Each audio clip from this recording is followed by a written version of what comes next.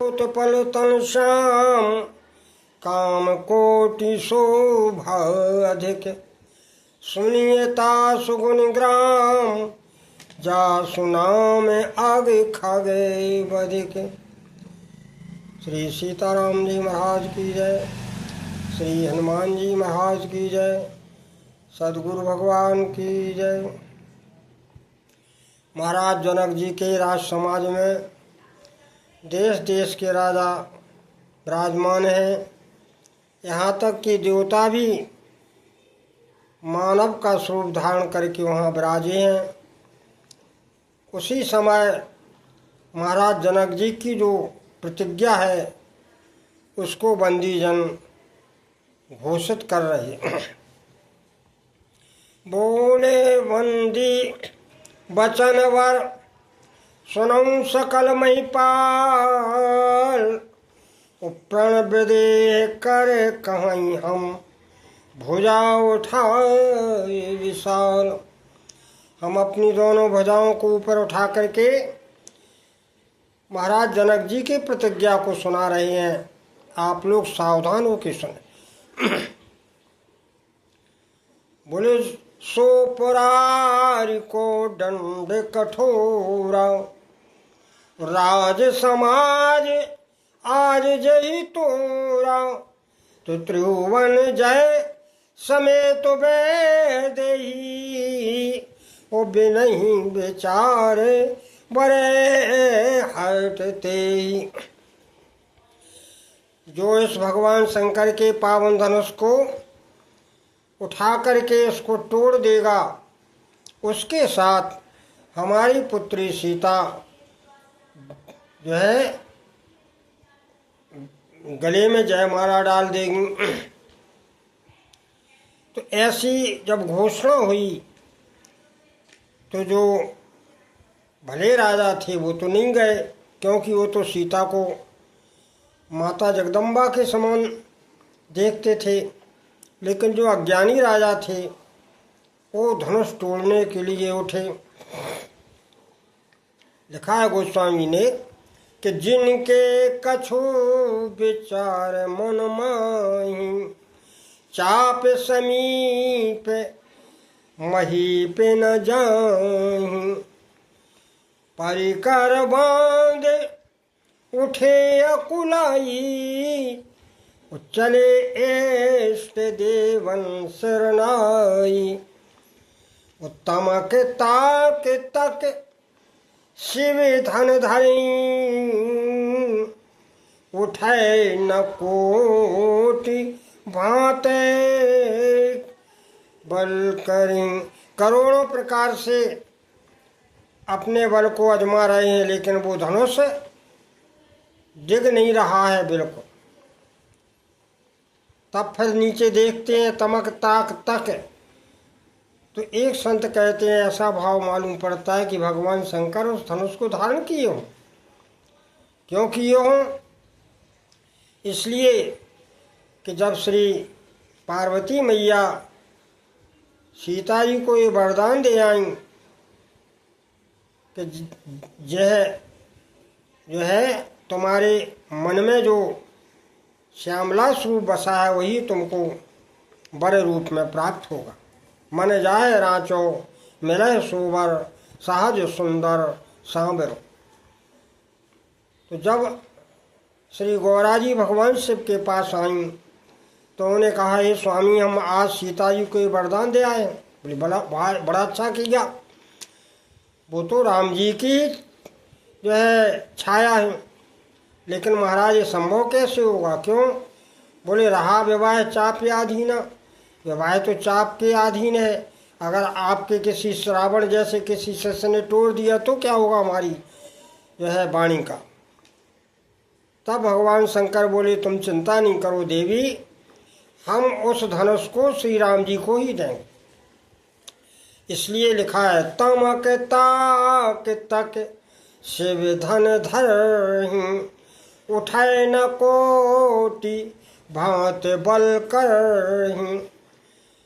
बहुत प्रकार से आजमा रहे हैं लेकिन किसी प्रकार से वो भगवान शंकर का धनुष दिख नहीं रहा। ऐसा लगता है जैसे भगवान शंकर उसे पकड़े हुए। एक संत का भाव है। अब जब सब राजा हार गए तो फिर एक साथ सब राजा गए, क्योंकि उस दिव्य धनुष में घटने बढ़ने की क्षमता थी, वो किसी को आभास होता नहीं था। तो गोस्वामी जी लिखा है कि भूप साहस 10 एक बार, भूप साहस 10 एक बार, वो लगे उठावन टरे न टारा। एक साथ इतने राजाओं के लगने पर भी जब वो धनुष नहीं डिगा, किस तरह नहीं डिगता था, उदाहरण दिया। बुढ़े गए न शंभु सरासन के ऐसे, डगे न शंभु सरासन कैसे, बोले कामी बचन सती मन जैसे। यहाँ पतिव्रता देवी का उदाहरण दिया कि जैसे सती का मन कामी पुरुषों के वचनों से नहीं डिगता है, वो अपने धर्म पर अडिग रहती हैं, उसी प्रकार भगवान शंकर का धनुष 10,000 राजाओं की शक्ति से भी नहीं हिला। फिर क्या हुआ? बोले सभी राजा श्रीहीन हो गए। श्रीहत भय हार ही राजा, ओ बैठे निज निज जाए समाजा। अपनी अपनी जगह पर विराजमान हो गए। सभी के जो है श्रीहीन हो गए, सभी के मुख तेजहीन हो गए। अब क्या हुआ? बोले अब ये हुआ कि महाराज जनक जी को बड़ा बुरा लगा। बोले हम अगर ये जानते तो हम ऐसी प्रतिज्ञा ही क्यों करते। तब जनक जी बोले दीप दीप के भूपति नाना, दीप दीप के भूपति नाना, ओ आए सुन जो हम प्रण ठान। कहो काहे यह लारि न भावा, कहो काहे यह लारि न भावा, ओ काहू न शंकर चाप चढ़ावा। कहो इसे ये किसको लाभ, ये अच्छा नहीं लगा, किसी ने भी भगवान शंकर के धनुष को नहीं चढ़ा पाया। अब मेरी समझ में आ गया। क्या आ गया? बोले अब जन को भाई खे फट मानी, अब जन को भाखे भट मानी, बोले वीर विहीन मही में जानी। हमने समझ लिया कि पृथ्वी वीरों से खाली हो चुकी है, अब कोई अपने को वीर नहीं कहेगा आज से। ऐसा जब जनक जी ने कहा तो लखनलाल जी को बड़ा बुरा लगा। और क्यों लगा बुरा? इसलिए कि लखनलाल जी मणि हैं रकुल की मणि राम जी हैं, और लखनलाल जी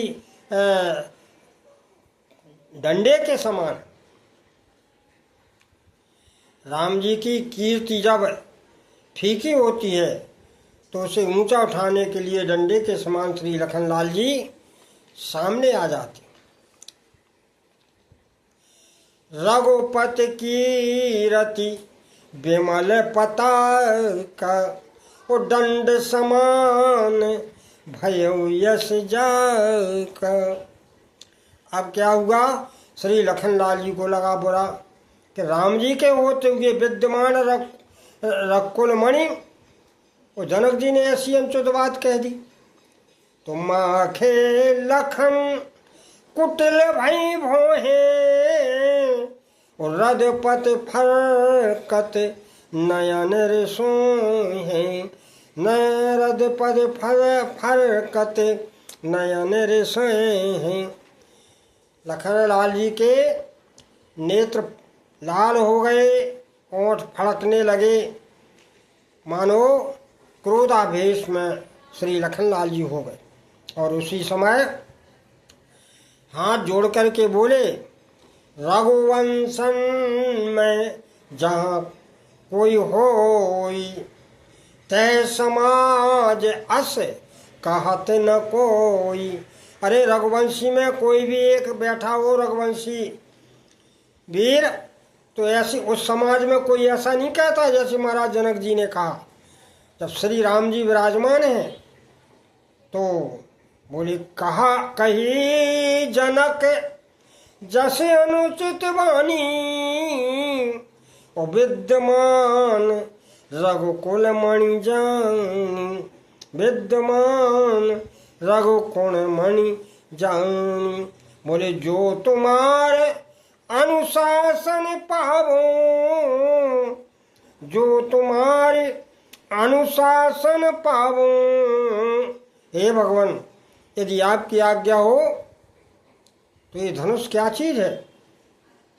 बोले, कमल नाल जिम चाप चढ़ावो, उस सतयोजन प्रमाण ले धाव। हम 100 योजन इसको उठा करके ले जाएं। और कहने लगे, तोरो छत्रक दंड जिम, छत्ते की तरह तोड़ दें, तप प्रताप बलनाथ। आपकी कृपा से, आपके बल के भरोसे हम इसे छत्ते की तरह तोड़ दें। और जो न करो प्रभु पद शपथ, तो कर न धरूं धनु भात। लखनलाल जी कहते, हम ऐसा न कर सके तो आज से धनुष धारण नहीं करेंगे। भगवान श्री राघव के चरणों की सौगंध खा के कहते। बड़े क्रोधावेश में श्री लखनलाल जी हो जाते हैं और गोस्वामी लिखते हैं कि लखन सको पे बचन जावे बोले, वो डगमगान में दिग्गज डोले। एक बार लंकेश रावण की बड़ी बड़ाई होने लगी, प्रशंसा हो रही थी। कैसी? अरे बोले, वो इतना वीर है कि चलत दशानन डोलत धरनी, उसके चलने से पृथ्वी कंपायमान हो जाती। तब रामादल के किसी ने कहा कि अरे भैया, तुम्हारा रावण तो चलता है तब पृथ्वी डोलती है, वो हमारे यहाँ तो बोलने ही से डोल जाती। कैसे? बोले, लखन सको पे बचन जब बोले, डगमगान दिश कुंजर डोले। सारी पृथ्वी डगमगा गई मात्र बोलने से। तो इतने बल, इसीलिए तो कहा गया कि जगु में सखा निशाचर जेते। बोले, लखन लक्ष्मण हनऊ निमिष में ते, वो जगु में सखा निशाचर जेते। अरे भाई, जितने भी संसार में निशाचर हो तो लखनलाल जी हम उनको नष्ट कर सकते, इतने बलशाली थे। तो अब क्या हुआ कि जब श्री लखनलाल जी क्रोधावेश में हो जाते हैं, क्योंकि राम जी की कीर्ति को नीचे नहीं गिरने देते, तब भगवान ने कहा, भैया रुक जाओ।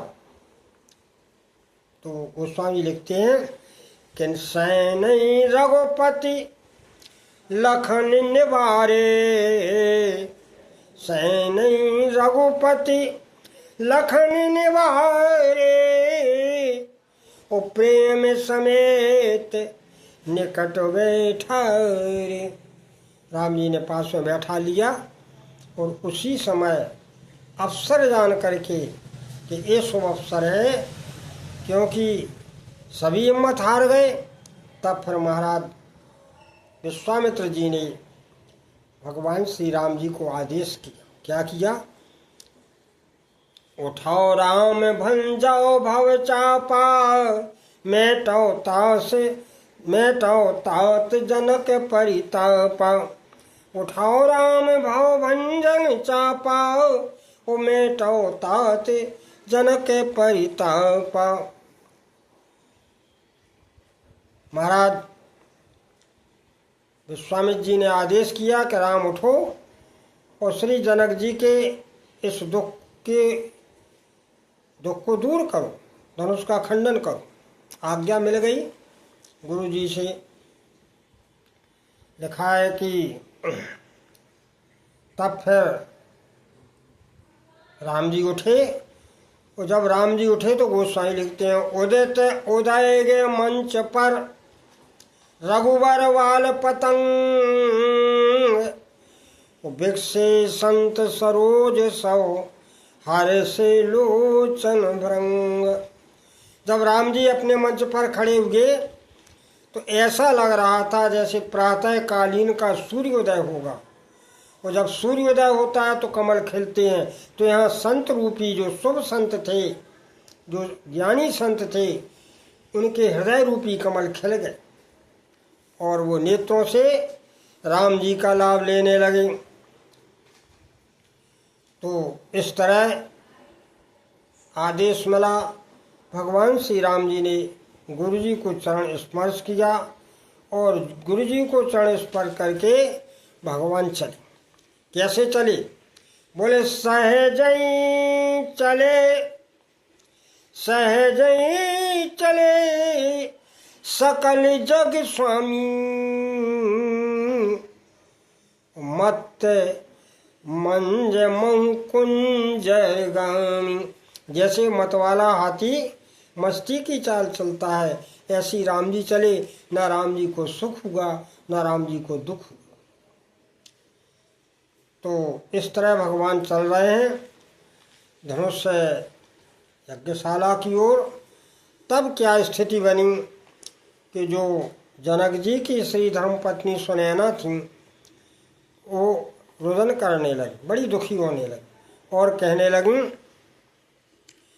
कि रावण बाण छुआ नहीं चापा, हारे सकल भूप कर दापा, सो धन राज कुंवर कर देही, बाल मराल की मंदिर ले। अरे भाई, कोई रोकता क्यों नहीं है? जिस धनुष को रावण और बाणासुर ने स्पर्श भी नहीं किया, नमन करके चले गए, वो धनुष इन छोटे बालकों के हाथ में दे रहे हो। अरे क्यों हमारी हंसी करने पर उतारू हो? ऐसा कहती हुई सुनैना बड़ा दुख प्रकट करने लगे। तब फिर हनुमान जी महाराज चतुर्सखी के रूप में प्रकट होते हैं। उन्होंने समझाया कि हे माता, तुम चिंता नहीं करो, देखने में जो छोटे होते हैं वो जो है बड़े बलशाली होते हैं। उदाहरण दिया। कैसे उदाहरण दिया? बोले कहाँ कुंभज कहाँ सिंधु अपार, और सोख्यु सुजसे सकल संसार। कहाँ तो कुंभदृश थे, कहाँ अपार समुद्र, लेकिन 3 चुल्लू में पी लिया। तो भला बताओ, ये बल नहीं होगा? इसलिए घबराओ नहीं, राम जी तो नष्ट हो रहेंगे। ये हनुमान जी महाराज कह रहे हैं चारुशीला सखी के रूप में। गोस्वामी ने चतुर्सखी से संबोधित किया। फिर दूसरा उदाहरण दिया कि मंत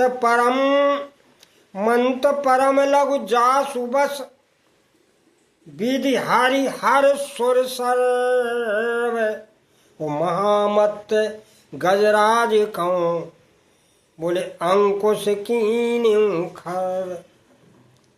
बोले अरे भाई, मंत्र कितना छोटा होता है, लेकिन ब्रह्मा विष्णु महेश उसके वश में हो जाते हैं।